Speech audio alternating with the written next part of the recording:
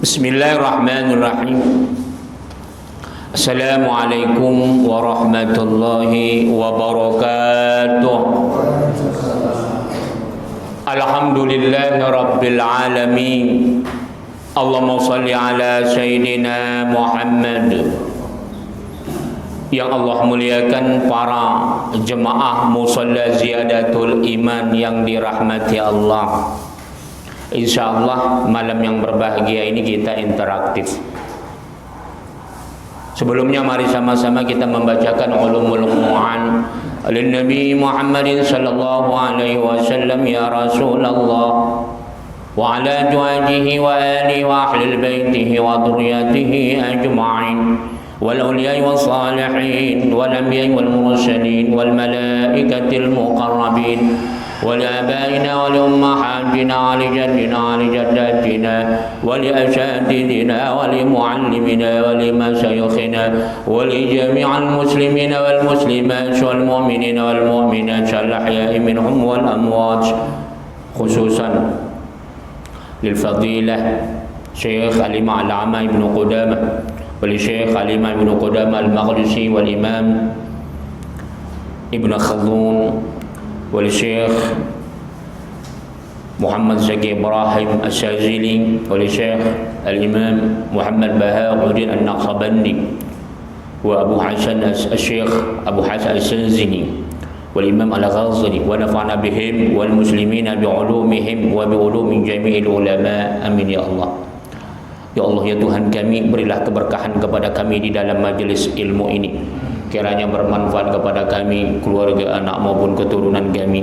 Jauhkanlah kami dari segala malapetaka, bencana, fitnah dunia maupun fitnah akhirat. Jauhkanlah kami dari segala gangguan, tipu daya, muslihat, baik yang datangnya daripada golongan jin maupun manusia. Ya Allah ya Tuhan, jauhkan kami, anak dan keluarga kami dari segala kemurkaan-Mu karena kebodohan dan ketidaktahuan kami. Jauhkanlah kami dari segala cobaan yang tidak sanggup kami memikulnya. Ya Allah ya Tuhan, berikan pula keberkahan kepada siapa saja yang telah pernah berbuat baik kepada kami. Anugerahkanlah kepada kami anak dan keturunan kami menjadi imaman lil muttaqin, menjadi pemimpin bagi orang-orang yang bertakwa. Ya Allah ya Tuhan, anugerahkanlah kepada kami anak dan keluarga kami umur yang panjang lagi berkah. Karunialah kesehatan, kemajuan dan kesuksesan segala amal usaha yang kami lakukan, khususnya mereka ya Allah yang telah membantu perjuangan dakwah kami ini ya Allah, yang mereka istiqamah ya Allah, tinggikan derajat mereka dunia maupun akhirat bi barakati al-Fatihah. A'udzu billahi minasyaitonir rajim. Bismillahirrahmanirrahim. Alhamdulillahi rabbil alamin. Arrahmanir rahim. Maliki yaumiddin. Iyyaka na'budu wa iyyaka nasta'in. اهدنا الصراط المستقيم صراط الذين أنعمت عليهم غير المغضوب عليهم ولا الضالين آمين. Alhamdulillah. Silakan. Fadhil. Assalamualaikum warahmatullahi wabarakatuh. Waalaikumsalam. Yang pertama, apa itu hadis qudsi? Apa yang dimaksud dengan hadis qudsi? Yang kedua, mengenai adab ketika kita sedang kajian atau ta'lim ini, ketika kita izin keluar untuk buang air kah, atau mengambil makanan kah, atau gimana, itu adabnya seperti apa Ustaz? Kalau pernah yang saya pelajari di tempat sebelah, itu kita ketika kita ada kajian itu kita harus angkat tangan ketika kita izin. Nah, kalau sesungguhnya sebetulnya adab seperti apa syariatnya? Kedua, dari ada yang lain? Fadhil, silakan. Assalamualaikum warahmatullahi wabarakatuh. Waalaikumsalam warahmatullahi. Apa pengertian wali mahjub ya? Maknanya seperti apa wali mahjub? Yang kedua, apa hukumnya orang berzikir atau satu majelis atau kadang-kadang saya pernah lihat di mereka ziarah membawa air dengan hajat yang masing-masing. Lantas selanjutnya kita menuju ma'rifat itu kan harus membersihkan, salah satunya taubat yang membersihkan hati. Gimana membersihkan hijab yang ada di dalam diri atau hati kita? Itu aja. Itu ya. Alhamdulillahirabbil alamin. Pertanyaan pertama, apa yang dimaksud dengan hadis kudusi? Hadis kudusi ada berbeda dengan hadis. Mana hadis sunnah Rasulullah sallallahu alaihi wasallam, qaulan au fi'lan au taqriran. Jadi hadis itu ucapan Rasul, perbuatannya dan diamnya. Kalau hadis kudusi bersumber perkataan Allah, ya memang sebenarnya hadis Rasul dari Allah, cuman bedanya langsung memang dari Allah, tapi yang menyampaikannya Rasulullah. Bisa paham? Jadi semua hadis itu wa ma yantiqu 'anil hawa in huwa illa wahyu yuha. Tak ada yang dituturkan, yang diucapkan oleh Rasulullah melainkan itu wahyu. Cuma ada perbedaannya. Kalau hadis kudusi Allah yang bercakap tapi melalui lisannya Rasulullah sallallahu alaihi wasallam. Beda dengan Al-Qur'an, itu memang wahyu Allah itu langsung. Ada yang langsung, ada yang disampaikan melalui malaikat Jibril. Tapi tidak ada wahyu Quran itu yang sampai kepada Rasul melalui lisan Rasul. Bisa paham maksudnya? Beda dengan hadis kudusi ya. Nah, itu dia. Kemudian tentang adab. Adab dalam majelis ilmu, kalau kita terlambat jangan mengucap salam. Diam saja. Masuk pelan-pelan. Dipandang saja gurunya sebentar, minta izin gerak kepala atau tangan sedikit saja. Bagaimana kalau kita buang hajat? Begitu juga. Jangan mengucap salam, cukup angkat tangan sedikit saja dipandang guru. Itu adabnya. Ya. Itu diantaranya. Wallahu ta'ala a'lam bissawab. Banyak lagi adab-adab itu. Jadi kalau kita dulu ditalaki, tapi kalau saya tidak terlalu saklek memahami adab itu. Kalau guru saya dulu lebih keras lagi, Tuan Syekh kami dulu, kalau kita gaji talaki seperti ini, kaki itu nggak boleh sembarang letak. Kemudian kalau kita sudah bersilah nggak boleh berganti-ganti silah, nggak sembarangan ya. Kan ada orang karena capek, karena kebas dan sebagainya. Jadi dalam majelis ilmu nggak sembarangan ganti-ganti kaki. Tapi itu saya kalau sama tuan saya dulu. Kalau sekarang ini nggak saya terapkan, nggak diterapkan itu. Nggak, dulu pun jemaah tua-tua, talaki itu tua-tua juga. Nah itu ya. Jadi adab ilmu itu memang sebenarnya sangat halus, sangat tinggi. Nanti dari adab itulah kita akan memperoleh nur ilmu. Itu yang pernah saya ceritakan, bagaimana nanti seorang murid bisa lebih tinggi martabatnya daripada gurunya ketimbang gurunya. Dulu pernah saya contohkan kayak mana Gus Dur. Mana lebih mulia Gus Dur dengan kakeknya? Oh jauh lah, kakeknya itu ulama besar. Apakah Gus Dur ahli fikih? Tanda petik, nggak ada karyanya dia tentang fikih. Pernah nggak ngajar kitab? Nggak pernah. Gus Dur itu lebih banyak dia hafal nomor handphone, hafal pemain bola ketimbang hafal ayat Quran. Tapi kenapa beliau sangat dihormati? Bahkan lebih banyak orang menziarahi kuburnya ketimbang kuburan kakeknya. Nah, itu dia adab. Termasuk juga Syekh Jalaluddin Al-Asyuti, itu tafsir Jalalain. Itu dua ulama. Syekh Al-Jalaluddin Mahalli dan Syekh Jalaluddin Asyuti. Bayangkan itu. Dulu gurunya menyusun tafsir itu baru separuh meninggal dunia.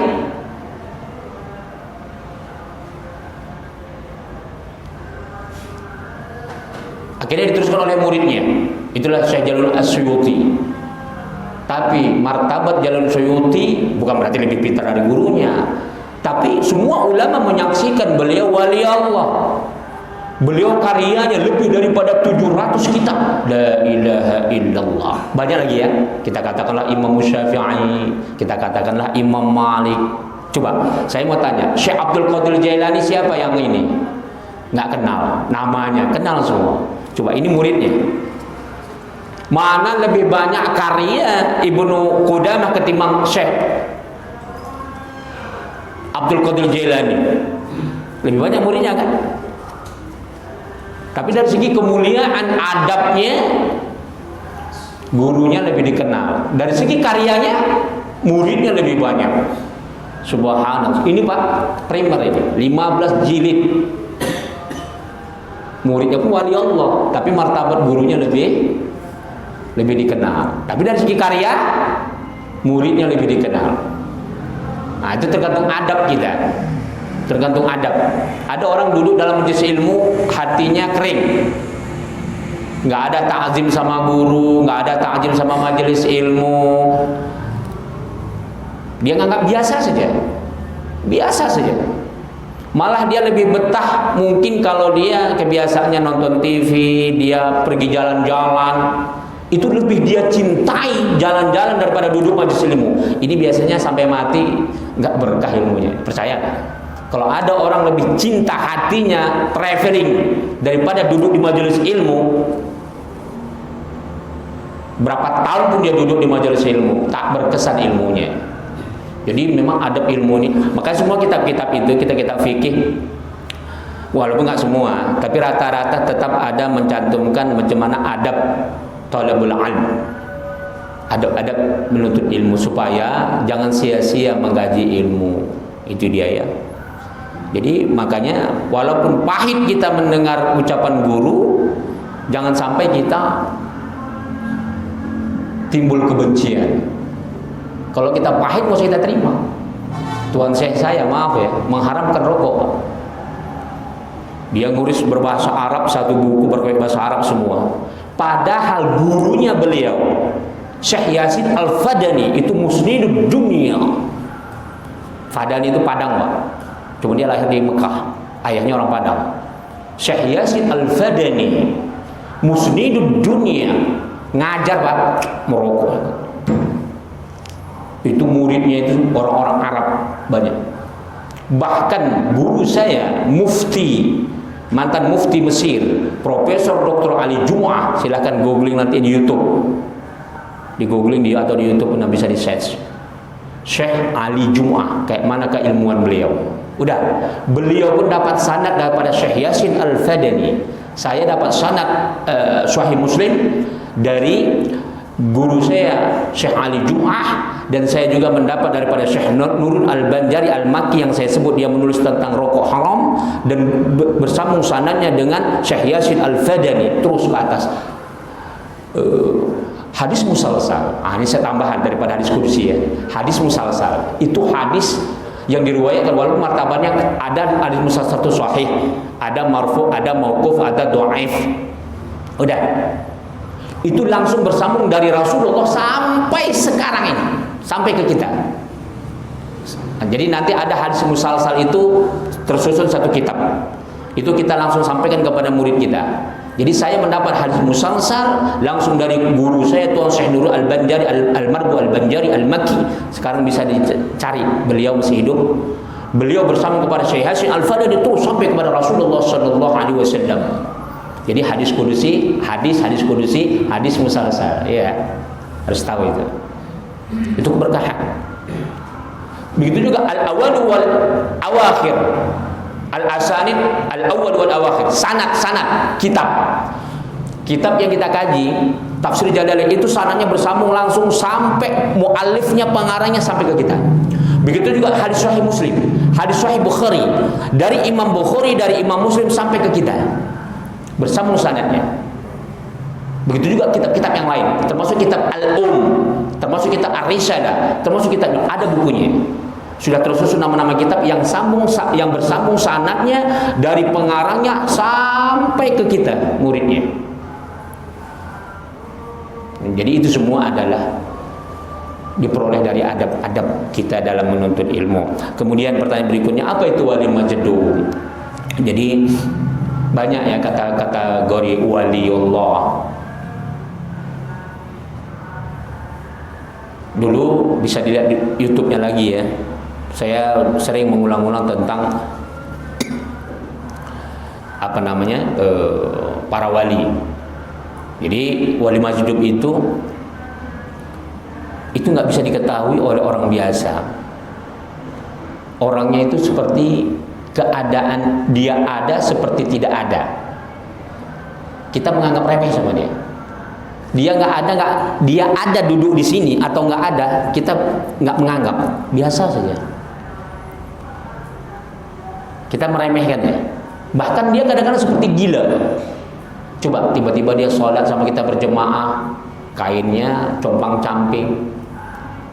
Nanti sarung jadi serban, serbannya jadi sarung. Tapi dia nggak fasik. Ini enggak, ada orang ngaku wali majdum pakai celana kolor. Orang gila dibilang wali majdum. Nah, itu terkenal ya di Jawa Timur ya. Hati-hati. Jadi jangan sampai, udah gitu belum lagi nanti ada di Bintaro ini yang disegelar-gelar Habib dibilang wali majdum. Lah, maaf ya. Ada orang yang dia itu setengah gila karena banyak jin di dalam badannya. Jin muslim. Jadi dia sholat. Ini dia kadang-kadang sering berbuat tingkah yang aneh-aneh. Kadang-kadang dia nggak ada uang, tiba-tiba ada uang. Kadang-kadang daun bisa jadi uang umpamanya. Udah, itu dibilang wali, padahal bukan. Hati-hati itu. Itu makanya saya kemarin kita bentangkan, yang mengerti wali itu hanya ulama. Jangan sampai kita mengelar-ngelar wali majdum segala macam. Ternyata orang gila. Ternyata dia berserikat dengan jin. Udah, ada lebih parah lagi. Daerah Pulau Jawa, masuk di YouTube itu. Karena dia keturunan Habib katanya. Setengah gila. Digotong Pak. Dia pakai baju compang-camping, nggak bener gitu. Udah. Mereka ciumi tangannya, mereka giring ke masjid, dudukkan di mimbar, dikasih rokok, merokok di mimbar Pak. Baru baca selawat nazirnya. Habis itu mereka gotong lagi, mereka ciumin. Katanya wali majdum. La ilaha illallah. Wali itu nggak bisa diketahui ketika dia masih hidup. Nanti sudah meninggal baru tahu. Jadi hati-hati. Dan itu mereka banyak membelanya dengan berbagai macam dalil, bahkan memakai karya-karya ilmiah. Udah, nggak usah kan itu, lebih parah lagi. Kiai berserikat dengan makhluk gaib, punya pesantren besar, saya sebut. Keluar website Pak, website mereka resmi disebut wali Allah. Kemarin saya singgung sudah orangnya. Kemarin sudah saya sebutkan itu. Bisa ini, bisa itu. Bayangkan, lulusan dari Amerika, alumni Amerika, ormas mereka. Baru alumni pesantren, ormas mereka. Menulisnya wali Allah, disebutlah orangnya. Ini dia. Muridnya itu teman saya, sama-sama di Mesir dulu, banyak cerita, saya tahu. Dan saya juga mengikuti perkembangannya dari sejak zaman Gus Dur dulu, waktu ketua PBNU. Saya ngikutin dari beliau masih muda sampai wafat. Saya tahu betul. Dibilang wali Allah. Ini berbahaya. Udah, lebih parah lagi dari itu. Coba nanti dibuka di YouTube. TNI mengajarkan ilmu kebal. Apa katanya? Kaptennya duduk, prajurit duduk. Ini ya, saya akan mentransfer ilmu wali Allah. La ilaha illallah. Dia mentransfer ilmu wali Allah. Ditransfernya lah. Baru dicoba, satu orang megang pisau, dicucuk, bukan kebal, tercampak. Coba.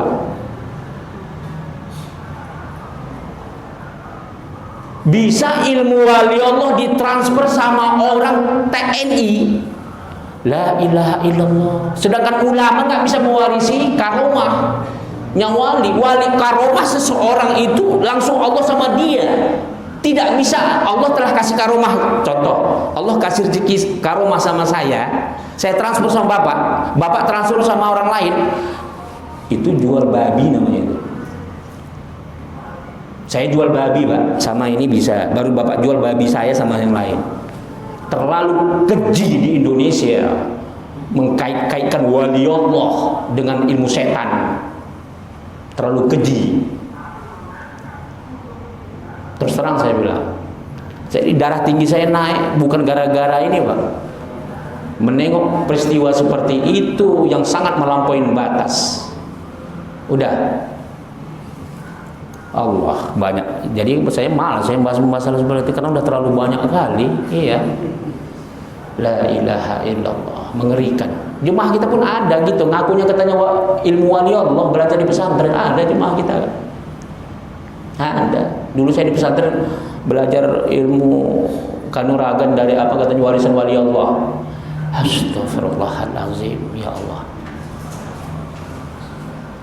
Inilah ya inilah dia cara-cara setan bagaimana menyesatkan kita.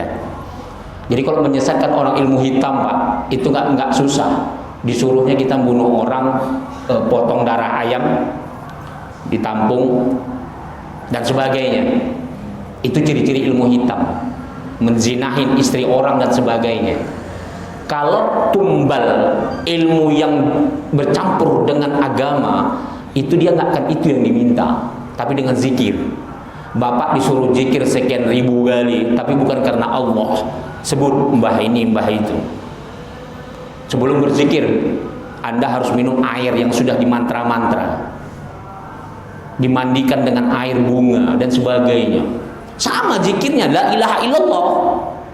La ilaha illallah, zikirnya Allah juga. Inilah yang sangat berbahaya. Berapa banyak mengatasnamakan kiai masih bercampur dengan perkara-perkara jin seperti itu. Kemarin jemaah kita nanya sama saya, nggak usah saya sebut, ada kiai di sini. Dia bertanya, Pak Kiai, macam mana kalau saya jual pakai pelaris? Kalau orang awam nggak apa-apa pakai pelaris gitu. Allah, la ilaha illallah. Nggak usah saya sebut siapa orang. Ini nggak datang hari ini dia. Coba begitu ngasih hukum.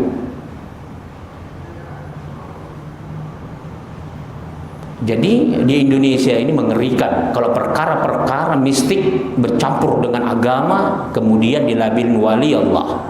Jadi itu ya, wali masjid tadi itu jangan sampai kita salah paham. Jadi hanya ulama yang mengerti siapa itu wali. Jadi jangan sampai. Cuma kita tetap muliakan, nggak usah kan memuliakan manusia. Binatang pun wajib kita muliakan. Kita masuk ke hutan, udah, kita nggak boleh menghina makhluk yang ada di dalam.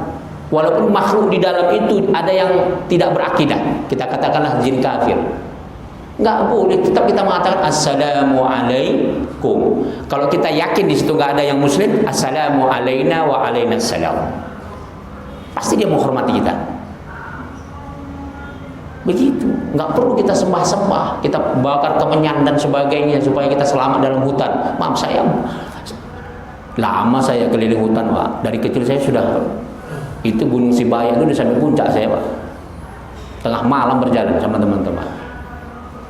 Tahun 2004 saya masuk hutan Riau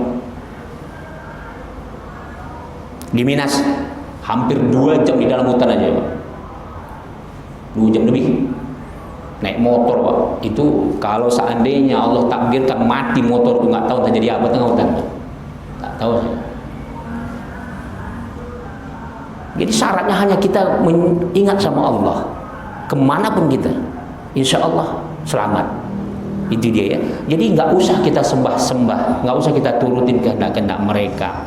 Kita ingin karisma, kita ingin banyak sekarang ini pemimpin para ulama, ngaku ulama dan sebagainya supaya umatnya banyak, supaya dia dianggap orang yang dikultuskan. mengkaji ilmu-ilmu kanuragan, mistik dan sebagainya. Nauzubillah tsumma nauzubillah. Kemudian tadi ma'rifat. Bagaimana kita cara membersihkannya?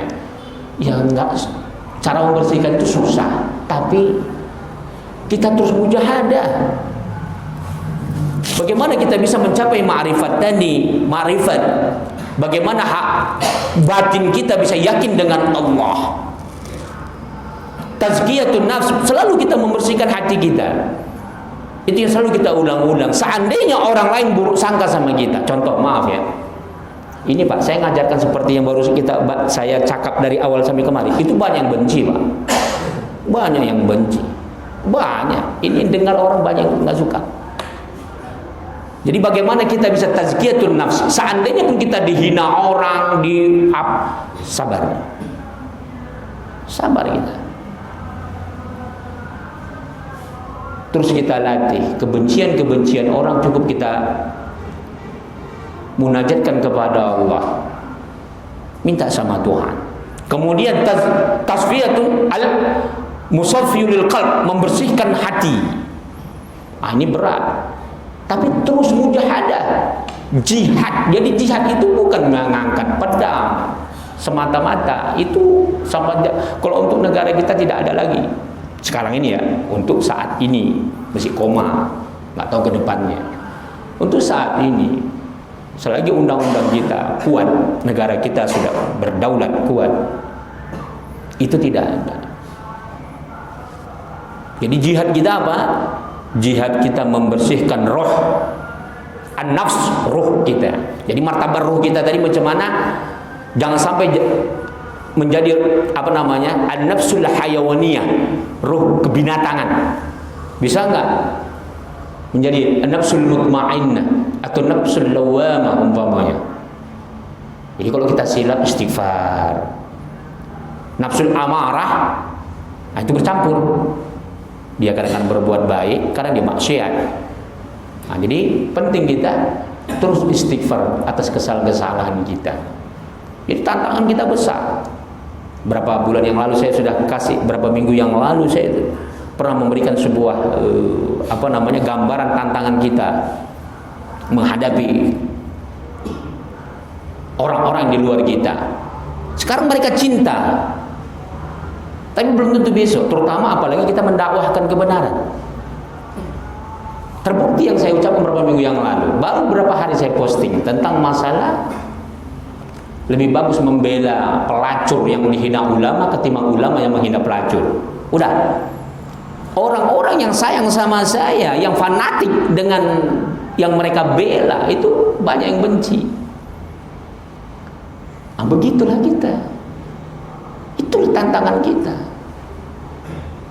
Berapa banyak orang yang sayang segala macam, tapi nanti, makanya bagi kita pujian itu udah nggak perlu lagi. Hari ini dia puji, besok dia maki gitu. Begitu juga sebaliknya, ketika orang maki kita, kita jangan merasa stres. Nggak selamanya makian dia itu dia benci sama kita. Habib habibaka haunamma asa baqiduka yawmamma. Cintailah seseorang itu sekedarnya saja. Suatu saat engkau, kata Imam Ali, pasti akan dibenci. Iya. Nah, itu. Jadi banyak orang-orang yang sama kita dekat gara-gara kita tegas. Cuma jangan sampai orang benci sama kita gara-gara kesesatan kita, itu salah. Itu pertama. Yang kedua, gara-gara keras kepala kita, nah, itu salah. Nggak boleh. Kalau orang benci sama kita gara-gara kita istiqomah dan kita berbicara yang hak kepada siapa saja, kita harus berani. Nah, itulah dia. Bayangkan Imam Syafi'i, bagaimana Imam Syafi'i mempertahankan pendapat-pendapatnya. Kelompok-kelompok muridnya itu Ahmad bin Hanbal. Imam Ahmad bin Hanbal punya murid keras-keras. Bayangkan Imam Syafi'i sampai dilempar kepalanya pecah, berdarah, sakit, akhirnya meninggal dunia. Bagaimana Imam Tobari hanya gara-gara mengeluarkan fatwa mengatakan Imam Ahmad bin Hanbal bukan faqih, bukan ahli fikih. Protes muridnya. Sekarang ini kalau kita katakan Imam Ahmad bin Hanbal itu salafi lah, maaf ya, jangan tersinggung ya. Ini kisah nyata ini yang saya sebut ini. Orang-orang salafi, orang Wahabi. Udah, nggak terima dia Imam Ahmad. Padahal Imam Ahmad itu muridnya Imam Syafi'i. Imam Tobari bermadzhab Imam Syafi'i. Dia itu bukan ahli fikih, dia itu ahli hadis saja. Tersinggung. Udah, Imam Tobari diancam bunuh sampai dia akhir hayatnya. Udah, Pak, meninggal dunia Imam Tobari, nggak bisa dikuburkan siang hari. Dikepung satu kampung. Udah, kebetulan Imam Tobari dia punya murid, punya pengikut sultan, penguasa ketika itu. Dikawal, Pak, dikuburkan tengah malam. Allah. Iya. Itu dia. Imam Ahmad bin Hanbal mempertahankan pendapatnya dicambuk. Bagaimana ini? Banyak ulama-ulama kita yang mereka digantung, seperti Syekh Hallaj mempertahankan pendapatnya, dia dipancung, mayatnya dibakar, debunya dibuang di Sungai Furat. Nah, itu dia. Jadi istiqomah. Ya, 3 itu dia. Bagaimana cara kita bisa mendapatkan ma'rifat yang bersih? Perbanyak amal. Ya, amal soleh.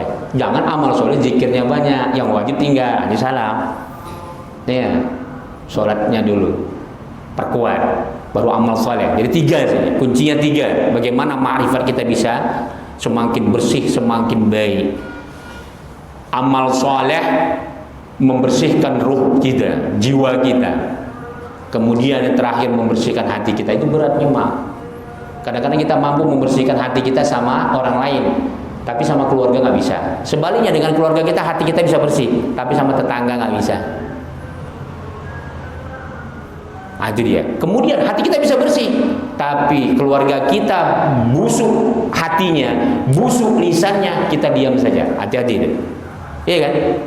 Jadi makanya kalau istri kita menggosip itu, kita berani nggak negurnya? Ini kan enggak, malah mendengar kita. Malah senang kita dengar gosip istri kita. Bukan pernah, jangan gitu, aib, berdosa.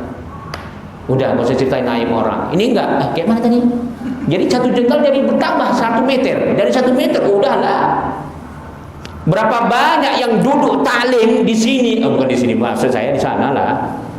Iya. Gak suka gosip, tapi kalau gosip istrinya suka kali dia. Wah, iya kan? Hati-hati itu. Ada juga ibu-ibu, Ustaz, saya nggak suka saya menggosip Ustaz, tapi kalau orang menggosip saya suka dengar katanya. Wah, ini lebih parah ini. Sama aja. Iya kan? Nah, itu dia. Kemudian terakhir masalah zikir, Pak, ya. Air itu sih. Itu ada sejak zaman Rasulullah. Ini juga sebenarnya sudah lama saya ajarkan juga di sini tentang masalah itu. Jadi ada sahabat Rasulullah Shallallahu Alaihi Wasallam, ketika itu ada sahabat juga yang kemasukan jin. Kemudian dia baca ayat Quran. Dia baca ayat Al-Quran, kemudian dia tiupkan ke air itu, diniatkan. Kemudian dia minumkan, sembuh. Udah. Itu kata dia mengadu kepada Rasulullah, ya Rasulullah. Itu di dalam tafsir Jalalain ya. Kita dalam tafsir Jalalain sudah kita angkat itu, kayak saya kira bertahun-tahun. Ya Rasulullah, aku tadi baru membaca Quran, kuniatkan kutiup ke air ya Rasulullah. Sembuh dia. Kasih aku hadiah, boleh nggak aku terima? Boleh, ambil aja. Macam mana saya mendoakan itu? Boleh nggak? Boleh. Yang nggak boleh kalau dia tiup itu air pakai mantra. Makanya penting kita Quran itu kita baca, niatkan bibarkati ayatul Quran ma qara'tu ya Allah. Sebagaimana jernihnya air ini, jernihkanlah hatiku, jernihkanlah anakku ya Allah hatinya, jernihkan pikirannya ya Allah. Kasih dia minum. Kita baca Quran, buka. Tapi dibuka ya. Dibuka begini. Kita niatkan. Kita baca Quran, baca Yasin atau baca suratul Fatihah. Ada kalanya mubasyarah, langsung bisa sembuh. Contoh anak kita umpamanya demam, kita bacakan bisa sembuh. Walaupun nggak bisa sembuh, berkat bacaan yang kita baca tadi, boleh jadi hatinya sabar, hatinya kuat menahan sakit, boleh jadi murah rezekinya. Jadi Allah harap setiap didoakan sembuh langsung. Besok gitu juga sembuh langsung. Itu kalau ada makhluknya sembuh terus. Ya, kalau doa sama Allah nggak setiap kita doakan dia sembuh, tapi tetap Allah terima doa kita dan Allah dengan cara Allah memberikan rezeki sama kita. Nah, itu dia ya. Jadi kalau kita umpamanya di 10 Sya'ban baca Yasin, itu dibuka Allah botolnya. Kita niatkan ya Allah, ma qara'na bi ayatil min suratul Qur'anil Karim, ya Allah, mudah-mudahan sebagaimana putihnya, jernihnya air ini siapapun yang meminumnya, anaknya, keluarganya, kalau yang sakit ya Allah, angkat Rabbuna yashfihim, angkat Allah marfa' ya Allah. Angkatlah kuluda semua penyakitnya. Dengan air ini ya Allah, mudah-mudahan lapang hatinya, lapang rezekinya. Ya, nggak usahkan kita meniupkan air, hujan turun ya Allah ya Tuhan. Sebagaimana banyaknya butiran hujan ini ya Allah, banyakkan juga lah rezeki uangku ya Tuhan. Iya. Nah itu dia. Air aja ya, Ustaz. Apa? Selain air nggak ada, memang riwayatnya air aja. Boleh air. Nah nanti itu dia, nanti akan kita ajarkan pakai latifah. Ada yang sakit sini kepalanya coba. Ada yang sakit kepala sini. Kita mau coba latifah. Jadi pakai latifah itu gini, Pak. Kita berzikir. Contoh kita berzikir la ilaha illallah. Nanti latifah kita Bapak umpama sakit kepala sebelah mana? Kiri. Ah, itu bisa. Contoh umpama Bapak sakit perut. La ilaha illallah. Tapi latifahnya ke yang sakit. Ataupun nantilah, itu nggak usah dulu ya, karena kita belum dapat dasarnya. Karena kalau belum dapat dasar nanti tak nyambung, bahaya juga itu nanti ya. Nah insya Allah nanti ada masanya kita ajarkan. Maaf kalau selain riwayat memang lebih ke air gitu Ustaz. Kalau misalnya parfum atau benda lain itu kayak parfum apa itu bukan itu nggak beda. Tunggu, itu nanti bisa larinya kayak suka melet orang pula jadinya ya kan. Payah itu. Pakai batu Jangan. Jadi batu pun bisa. Udah, itu ada sejak masa Rasulullah.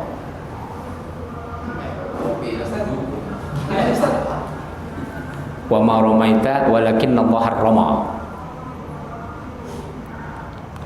Bukan aku yang melemparnya, tapi Allah yang melempar. Bismillahirrahmanirrahim. Sebenarnya banyak ya zikir-zikir itu. Tapi janganlah dulu. Nantilah ya. Insya Allah ada waktunya kita. Tapi bukan hanya di air. Cuma hati-hati.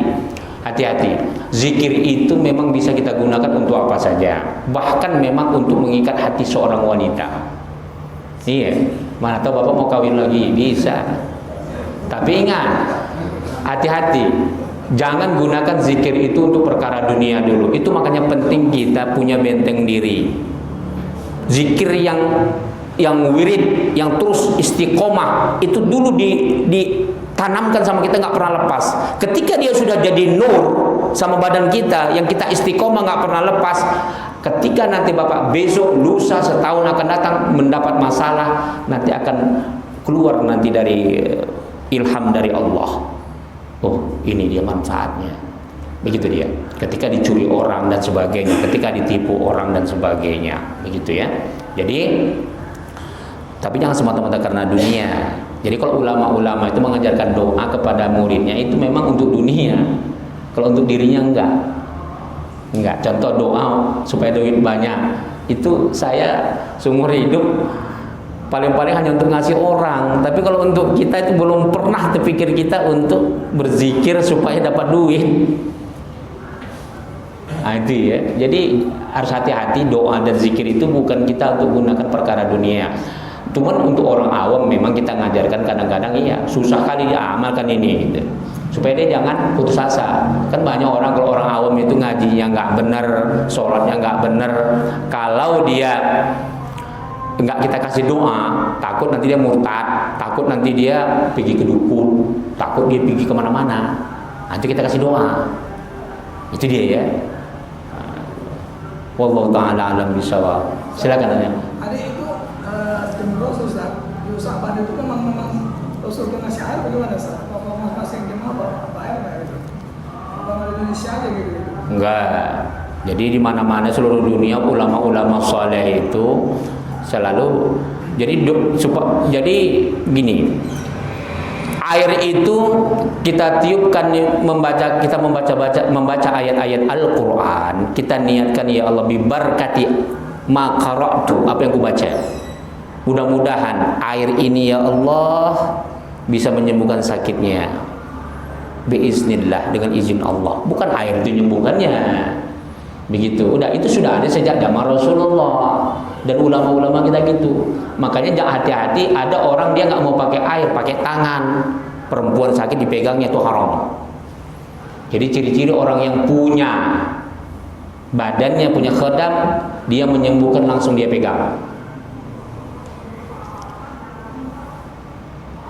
Jadi kalau ada orang yang mengobati perempuan dipegang, itu berarti dia punya khadam. Itu dia ya, itu ciri-cirinya. Jadi kalau ada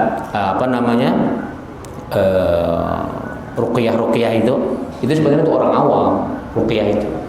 Jadi dia pakai sapu tangan, kalau perempuan dipegangnya. Itu sebenarnya hanya untuk orang awam. Hukum asalnya jangan. Itu pun karena dia pakai sarung mesti diperbolehkan doruri karena sebab doruri, tapi jangan terlalu dibiasakan. Itu tidak boleh. Itu dia. Biasanya kalau orang soleh nggak perlu dia pegang, cukup dari jauh bisa. Dari dia dengan air atau dengan zikir latifah atau dengan zikir saja bisa. Itu dia ya. Oke. Silakan. Fadhil. Kalau kita fanatik dengan mungkin suku atau bangsa, bahkan negara, ada juga kan mungkin kita karena umat Islam dimusuhin, mungkin Israel, ataupun mungkin kita fanatik dengan Amerika, bahkan Cina, akhirnya kita kan terbawa fanatik sama manusia ya. Apa itu termasuk dosa? Itu aja. Ya. Alhamdulillah Rabbil Alamin. Apa yang dikatakan fanatik asabiyah? Jadi kita contoh, kita benci dengan Israel itu sebenarnya bukan benci kepada orangnya, politiknya. Udah gitu bukan benci kepada Yahudi. Yahudi itu seluruh dunia ada. Kita benci Israel itu karena dia memang mencaplok tanah. Mereka kan dulu dasarnya kan nggak punya tanah, beli Pak. Dulu asalnya mereka ngontrak, beli. Mereka beli akhirnya mereka bikin negara. Jadi setelah runtuhnya Turki Utsmani, mereka memang sebelumnya memang Zionism. Itu sudah bergerak dari tahun 1700-an, 1800-an. Jadi semua mereka sudah mengumpulkan dana itu sudah lama. Mereka mau pilih di mana? Mau bikin negara Israel. Dulu sebenarnya bukan mau di Palestina, mau di Eropa, tapi Eropa tidak suka, makanya Yahudi di Eropa itu selalu dibantai dari zaman Ratu Elizabeth, ya, itu Yahudi dibantai. Baru zaman Nazi, bahkan sampai detik ini Yahudi itu secara ini di akar rumput itu dibenci di Eropa. Dibenci di Eropa. Cuman mereka sudah membuat undang-undang tidak boleh rasis, itu saja. Karena memang Yahudi ini mengerikan. Mereka kan fanatisnya luar biasa. Fanatisnya mengerikan. Mereka nggak ada manusia yang mulia kecuali mereka. Mereka menganggap sya'bullah. Jadi mereka termasuk adalah mengakui orang yang paling suci di dunia. Jadi fanatik itu dalam Islam sangat haram. Tapi ini maksud tadi saya tahu, kebencian maksudnya, bukan fanatik. Kebencian kepada negara lain. Jadi kita benci itu termasuk kepada China politiknya. Karena China kan banyak menjebak. Dia sengaja mengasih hutang sebanyak-banyaknya, tapi nanti kita diatur. Contoh, beli vaksin. Jangan coba-coba Indonesia beli vaksin dari Amerika. Vaksin corona. Karena kita sudah banyak ngutang dari dia. Jangan coba-coba. Belum lagi nanti beli LRT. Jangan coba-coba Bapak beli LRT gerbong kereta dari mana-mana. Boleh dari mana, tapi dengan syarat mesti dari mereka harus ada. Jadi itu makanya kita harus hati-hati berpolitik. Makanya waktu zaman SBY dulu saya sangat mengkritik keras ketika mereka mau memberikan investasi tentang masalah tenaga listrik, tenaga uap di Kalimantan. Kita protes, jangan dari Cina. Walaupun negara lain belum ngasih. Dia memberikan dengan luar biasa bantuan. Tapi tahu Bapak, apa yang terjadi? Akhirnya berimbas kepada pemerintahan Jokowi. Dulu itu tenaga kerja untuk membuat perusahaan listrik tenaga uap itu semuanya sudah dibikin kontrak, mesti orang Cina yang bekerja di situ sekian persen. Buruhnya pun dari China. Udah tak cukup di situ. Ketika pemerintah Indonesia membeli onderdil pesawat ATR, mesti dari China. Bayangkan itu. Akhirnya kan siapa dulu? Aris Pangestu dari mana? Dari Bali itu. Akhirnya kan dicopot dari menteri gara-gara suaminya terlibat skandal pembelian onderdil pesawat itu. Jadi Cina banyak bermain. Jadi dia luar biasa. Sistem strategi politik ekonomi mereka. Dia ngasih utang sama kita berapa, kita katakan 1 triliun. Dia bukan hanya sudah dia mengambil keuntungan dari hutang kita. Kadang-kadang oke lah nggak usah dibayar, cukup 1/2 triliun dibayar katanya. Tapi Pak, udah ekspor impor kita bagian main alat-alat yang sederhana itu mesti sekian persen dari mereka. Kita katakanlah umpamanya dari barang pecah belah, dari kesehatan, dari apalagi namanya alat-alat kesehatan kedokteran dan sebagainya. Udah, kalau kita kumpulkan perjanjian keuntungan China hampir 5-10 kali lipat mereka mengambil keuntungan dari kita. Secara zahir utang kita itu setengah memang. Itu kelicikan mereka. Jadi kita bukan benci orangnya, enggak. Udah tabiat Cina ini, saya orang Medan Pak. Bukan itu tadi hukum dagang pasar mengambil keuntungan. Boleh, tapi kita nggak boleh diatur. Kita nggak boleh dipaksa. Kita harus equal. Jangan gara-gara lu kasih utang gua mau beli dari Amerika lu atur-atur. Begitu. Jangan sembarangan. Kalau yang itu tadi Pak Ustadz kembali. Udah, maaf ya. Tentang masalah China. China ini darahnya sama kayak Yahudi. Mereka eksklusif. Mereka itu nggak akan mau bergaul sama kita. Udah, coba lihat sebelum merdeka. Mereka mengatakan orang Jawa itu bagi mereka hina. Itu difilmkan itu di Indonesia. Difilmkan Pak, sejarah itu. Mereka menganggap babu etnis Jawa. Itu udah keyakinan Cina itu dari dulu. Itu mereka sudah begitu kultur mereka. Udah, saya punya kakak angkat asli Cina. Saya bergaul dari kecil sama orang Cina. Jadi kita bukan benci. Jadi ada tabiat mereka yang memang sampai detik ini itu susah berubah. Sama kayak Israel. Eropa, Cina itu duluan masuk ke Eropa daripada di Indonesia. Itu sudah diteliti oleh Badan Dunia. Saya mau tanya, ada nggak Eropa mau ngasih Cina itu menjabat di partai politik mereka? Hati-hati Pak, karena mereka itu selagi mereka belum bercampur darahnya dengan orang yang berbeda, tidak berubah tabiatnya. Hati-hati itu. Jadi kita bukan memusuhin, tapi kita harus bisa ibarat kita mau menaklukkan binatang di hutan. Udah, bagaimana cara menaklukkan harimau? Kita harus tahu caranya. Begitu juga kalau ada manusia yang fanatismenya terlalu kuat, kita harus tahu caranya. Udah, saya lama juga di Malaysia, saya belajar di Malaysia. Silahkan Bapak teliti kayak mana sana China. Mau membaur dengan Melayu. Udah, berapa juta itu China di Malaysia.